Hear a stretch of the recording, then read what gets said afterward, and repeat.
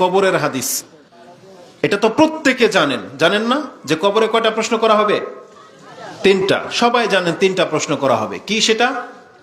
মান রাব্বুক, ওমা দীনুক, ওমা নবিয়ুক, বা বলা হয়েছে মান হাযার রাজুল আল্লাযী বুইসা ফিকুম। একজন ব্যক্তিকে দেখিয়ে দেওয়া হবে, আর তিনি হচ্ছেন মুহাম্মদ সাল্লাল্লাহু আলাইহি সাল্লাম, যে এই লোকটাকে, এই ব্যক্তিকে যা তোমাদের কাছে পাঠানো হয়েছিল।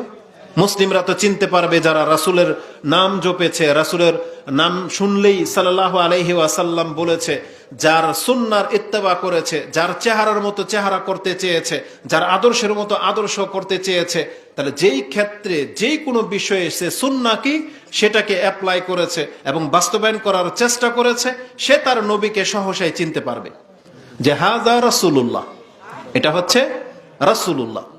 আশ্চর্যের বিষয় কোনটা? আশ্চর্যের বিষয় হচ্ছে এই প্রশ্ন করা হবে, এটা সবার জানা, উত্তরও সবার জানা। সবার জানা না? উত্তর তো সবার জানা, যে রব্বি আল্লাহ, দীনি আল ইসলাম, ওয়া হাযা রাসূলুল্লাহ। স্পষ্ট আর সহজ বাক্য। আরবিতে না পারলে আপনি বাংলায় বলতে পারতেছেন। যখনই বলছি মান রব্বুক, আপনি চট করে বুঝে নিয়েছেন যেটা কবরের প্রশ্ন, তাই না? যারা আরবি একেবারেই বোঝেন না তারাও বোঝেন যেটা কবরের প্রশ্ন। কিন্তু আশ্চর্যের ব্যাপারটা কোথায়? আশ্চর্যের ব্যাপারটা হচ্ছে সেখানে আক্ষরিক জ্ঞান ওলা উত্তর দিতে পারবে এটা বলা হয় নাই, বরং বলা হয়েছে যেই ব্যক্তি জবাবটা দিতে পারবে তাকে বলা হবে কাইফা ইউদরিক, কিভাবে তোমার এটা সক্ষম হলো যে তুমি বলতে পারলা যে রব্বি আল্লাহ, দীনি আল ইসলাম আর মুহাম্মদ হচ্ছে আল্লাহর রাসূল। এটা তুমি কিভাবে পারলা? ওমা ইউদরিক, এটা তুমি কিভাবে সক্ষম হইলা? তখন এই ব্যক্তি, যেই ব্যক্তি পারবে, তার জবাব হলো কারাতু কিতাব আল্লাহ ওয়া আমানতু বিহি ওয়া সাদ্দাকতু। এই শব্দটা, তার মানে প্রশ্ন কিন্তু তিনটা হইল না। প্রশ্ন কয়টা হইল? চারটা হইল। তিনটা হচ্ছে আপনাকে জানানো হবে, যারা পারবে তার জন্য চারটা, তাকে বলা হবে ওমা ইউদরিক, তুমি এটা কি করে পারলা, এটা কি করে সক্ষম হলো তোমার। কারণ এটা সবার জন্য সক্ষম হবে না। কারণ জানেন, আমরা যেভাবে আপনাকে প্রশ্ন করেছি যে মান রাব্বুক, ফেরেশতারা তো আপনাকে এইভাবে জিজ্ঞেস করবে না, লাউডলি জিজ্ঞেস করবে, মানে ভয়েসটা খুব মারাত্মক হবে। হয়তো আপনাকে উঠাবে, এই উঠ, বলা হবে মান রাব্বুক। আর কবরে আপনি একা, অন্ধকার, কেউ নাই। আর আপনি, আমরা যদি কাউকে কোনো কিছু জিজ্ঞেস করি, আমাদের ভয়েস বা আমাদের তরিকা থাকে একরকম, কিন্তু যদি র্যাব কাউকে ধরে, আর্মি যদি কাউকে ধরে, ডিফেন্সের কেউ যখন ওদের সিঙ্গেল রুমে গিয়ে, ওই যেটাকে টর্চার সেল বলে অথবা রিমান্ড বলে না, যখন একটা কয়েদির কাছ থেকে তথ্য নেওয়ার জন্য যেই ভাষা বাক্যগুলো ব্যবহার করে, নিশ্চয়ই সেটা ভদ্র ভাষায় হয় না। তাহলে ভদ্র ভাষায় হয় না, কর্কশ ভাষায় হবে, ধমকের শুরু হবে। যেই ব্যক্তি কোনদিন এই প্রশ্নের সম্মুখীন হবে বলে ধারণাই করে নাই, শুধু শুনেছে যে কবরে প্রশ্ন করা হবে, আর সে ধারণা করেছে কি, আচ্ছা দেখা যাবে। আজকে আমাদের অধিকাংশ মুসলিমদের চরিত্র কি? আচ্ছা দেখা যাবে। আপনি কারো কাছ থেকে টাকা পান, সে দিচ্ছে না, ওকে যদি বলেন না, আল্লাহ কিন্তু বিচার করবে। ও কি বলবে জানেন? আচ্ছা ঠিক আছে, দেখা যাবে, পরকালেই দেখা যাবে। যারা সালাত আদায় করেন না, তারা এটাই বলে, আচ্ছা দেখা যাবে, যা হওয়ার হবে। যে সমস্ত মা বোনগুলো পর্দা করে না, তারা কি কোনোদিন ভাবতে পেরেছে যে আল্লাহর সামনে তার জবাবদিহিতাটা কেমন হবে? সে ভাবতে পারেনি। তার মানে সে বিশ্বাসটাকে এমন ভাবে বিশ্বাস করে নিয়েছে, হলে হতেও পারে, আবার নাও হতে পারে, দেখা যাবে। আর তাদের আরেকটা ভদ্র ভাষা হলো আল্লাহ রহমানুর রাহিম, মানে আল্লাহ কি দয়াময়, আল্লাহ দয়াময়, আল্লাহ ক্ষমার ব্যবস্থা আল্লাহ করবে, তাই না? এটা বেনামাজি মনে করে যে আল্লাহ তাকে ক্ষমা করবে, সে এটা বোঝে। কিন্তু 5 ওয়াক্ত নামাজ পড়ে ঠান্ডার মধ্যে, এই হুজুর আজ পর্যন্ত বুঝলো না যে নামাজ না পড়লেও আল্লাহ মাফ করবে। এটা হুজুর বুঝলো না, মুরব্বী বুঝলো না, কিন্তু এই যুবক বুঝে গেল যে নামাজ না পড়েই বুঝতে পেরেছে যে আল্লাহকে ক্ষমা করে দিবে। বুঝেন কথা? আচ্ছা, যদি মসজিদের ইমাম, যিনি কোরআন পড়ে এবং পড়ায়, তিনি এই আয়াত খুঁজেই পাইলেন না যে বেনামাজির উপরে আল্লাহ দয়া করবেন, আল্লাহ মাফ করবেন। আর যেই ব্যক্তি কোরআন পড়েও না, কোরআন বুঝেও না, নামাজ পড়ে না, ও কিভাবে বুঝে গেল কোরআনের আয়াতের কোন আয়াতের ভিত্তিতে ও ডিসাইড করে ফেললো যে আল্লাহ সুবহানাহু ওয়া তাআলা আমাকে অন্তত ক্ষমা করবে? যারা পর্দা করে না, যারা ইসলামকে ফলো করেন না, বলেন তো দেখি তার দলিলটা কি? মানে তাকে যে আল্লাহ ক্ষমা করবেন, তার কাছে কি এমন এভিডেন্স বা কি এমন প্রুফ তার কাছে আছে যে তাকে আল্লাহ বলেই দিয়েছেন যে তোমাকে আমি ক্ষমা করবো, আর কাউকে করি বা না করি?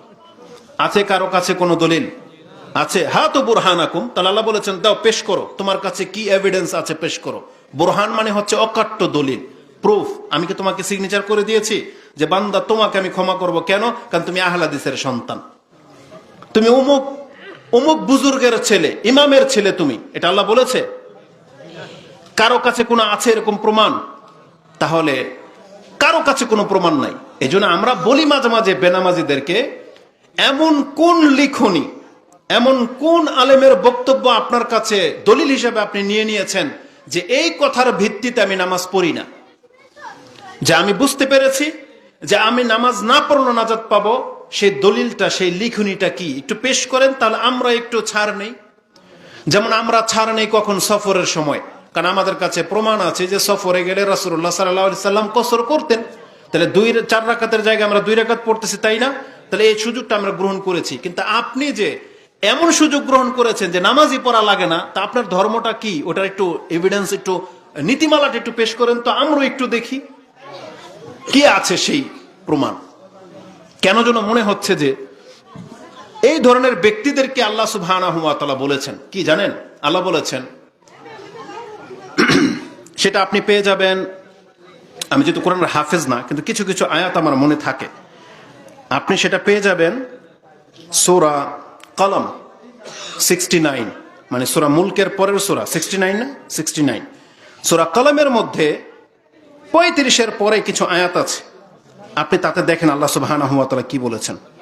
আল্লাহ সুবহানাহু ওয়া তাআলা বলতেছেন, যারা আল্লাহর বিধান থেকে মুখ ফিরিয়ে নিয়েছে তারা কি ভেবেছে, তাদের সাথে কি আচরণ করা হবে। তাতে আল্লাহ বলেছেন,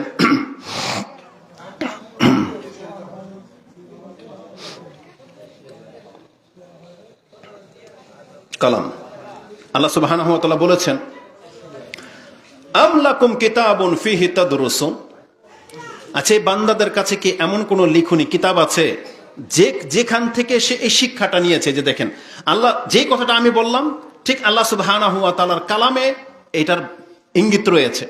আল্লাহ বলতেছেন, হে নবী, এই যে লোকগুলো ইসলাম পালন করে না, আপনাকে মানলো না, আমার এই আয়াতকে সে উপেক্ষা করে চলতেছে, এর পরেও সে নাজাত পাবে, এই ধারণাটা সে কোত্থেকে পেল?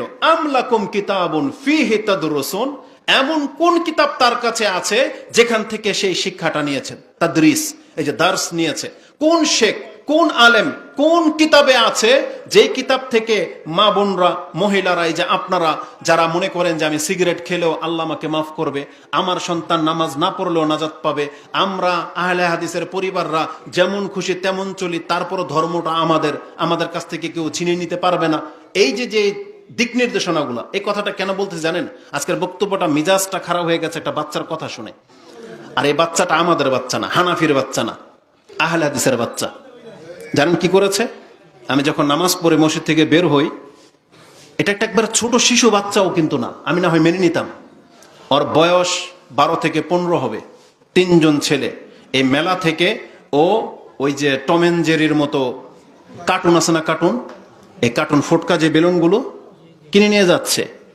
ওকে আমি মসজিদের পাশ থেকে ডাকলাম, বললাম এটা তো পুতুল, তুমি এটাকে চেঞ্জ করে কোনো মাছের বা অন্য কোনো কিছু নিয়ে আসো, গাছ টাছ বা সাধারণ কিছু।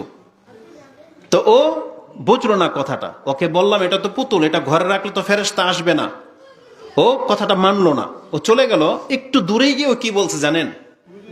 যদি আমি কথাটা পুরোপুরি শুনি নাই, আমাদের সাথে যারা ছিল বলছে যে হুজুর বলে কি, আমি তো টিয়াদা কিনে আনছি না, বলছে আমি তো টাকাতে কিনে আনছি, আমি কিন্তু ওর এটাকে নষ্ট করতে বলি নাই, ওকে বলছি তুমি এটা চেঞ্জ করে নিয়ে আসো, তাই না? ও বলছে আমি টাকাটা নিয়ে আসি নাই। আমি বলতে চাই আপনাকে, আপনি নাকি আহলে হাদিস, আপনি বোঝেন পুতুলের হুকুম কি? আপনি ব্যর্থ পিতামাতা। 15 বছরের ছেলেকে যদি আজ পর্যন্ত আপনি এটা বুঝাইতে পারেন নাই যে মুসলিমের ঘরে পুতুল ঢুকতে পারে না, উপরন্তু আপনি কোরআন সুন্নাহর অনুসারী, অথচ আপনার ছেলে মেলাতে এসে এই মাহফিলের সিজনগুলোতে যেটা হয় এটা আসলে মেনে নেওয়ার মতো না। দুর্ভাগ্যবশত যে আমি দুর্ভাগ্যবশত আল্লাহর কাছে বলতে পারবো যে আল্লাহ আমি জমিনে দুর্বল ছিলাম, আপনারা তো অনেক বড় বড় লিডার, পয়সাওয়ালা, মাতাব্বর, উমুক তুমুক, হুঙ্কারওয়ালা, কিন্তু আপনারা এ সমাজে টিকে থাকা সত্ত্বেও আপনার নাকের ডগায় মেলা মিলেছে, আপনি বাধা দেন নাই। আর আমরা মাইকের মধ্যে বলে বলে হয়রান হয়ে গেছি, আমাদের অনুসারী আমরা পাই নাই। বুঝেন, আমরা আমাদের অনুসারী পাই নাই, কিন্তু আপনি লিডার, আপনার পাওয়ার অনেক, কিন্তু আপনার ক্ষমতা ইসলামের ক্ষেত্রে আপনি ব্যবহার করেন নাই। কিয়ামতের মাঠে আপনি প্রস্তুত হয়ে থাকেন, কারণ আল্লাহ বলেছেন আমি যাকে যতটুকু ক্ষমতা দিয়েছি তার কাছ থেকে ততটুকু আমি তলব করব। রাসূলুল্লাহ সাল্লাল্লাহু আলাইহি ওয়াসাল্লাম বলেন নাই, মান রাআ মিনকুম মুনকারান ফালিয়ুগাইয়ির বিয়াদিহি, সেজন্য তার হাত দিয়ে সেটাকে বাধা দেয়, না পারলে বিলিসানিহি, তার মুখ দিয়ে বলবে, যেমন আমরা বলতেছি, আর না হয় সে এটাকে অন্তর থেকে ঘৃণা করবে, তাই না? কিন্তু আমাদের সমাজের নেতা হওয়ার পরেও যদি আপনার সমাজের মাহফিল হবে আর মেলা ঠেলারা যদি এই দোকান বসিয়ে এই শ্রোতাদের দৃষ্টিকে আকর্ষণ করবে, অধিকাংশ যুবক যুবতী সেখানে আড্ডা দেবে, তাহলে এই মাহফিল কাদের জন্য? ব্যবস্থা করলেন আপনারা, টাকা খরচ সব কমিটির, আর আপনি ফয়দা নেবে আপনার ঘরের সন্তান, প্রত্যেকটা মুরব্বী যারা আপনার ঘরের, আপনার এই ছেলের ইনকাম, আপনার খাওয়াটা জায়েজই নেই, আপনাকে ঘরে ঢুকলে বলবে তোর টাকা আমি খাবো না। মাহফিলের দিন তোর ব্যবসা করে টাকা ইনকাম করতে হবে। আরে রাসূলুল্লাহ সাল্লাল্লাহু আলাইহি ওয়াসাল্লামের সাহাবা একরামরা দিনের জন্য জানমাল কুরবান করে দিয়েছেন, আর আমরা দিনকে ডুবিয়ে আমরা ওই দুনিয়া অর্জন করার জন্য লেগে আছি।